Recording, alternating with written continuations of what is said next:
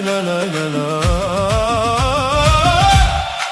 از صحرا تا کوها دعا برای صلح بود، در هر دل نوری از امید صلح بود.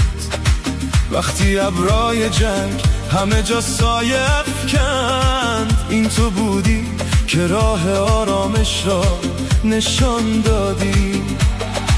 از اسلام آباد نوایی نرم برخاست، گویی مرهمی بر زخما گذاشت. چون برادری دست یاری دادی، پاکستان تو دلها را بردی. پاکستان از دل تشکر چراغ صلح را روشن کردی. تشکر فیلد مارشال، درود بر رهبریات. تشکر وزیر اعظم برای هر تلاش صلح‌آمیز. از طرف ایران این را میگوییم تو صدای صلحی،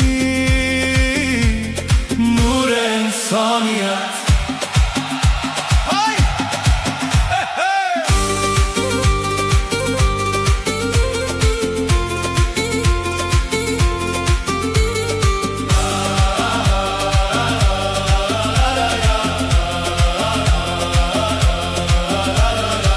وقتی دنیا در تاریکی ها گم شده بود، تو صلح را برگزیدی نه راه جنگ را. وقتی دیوارهای ترس بلند شدن، تو با محبت همه راه ها را پیوند دادی.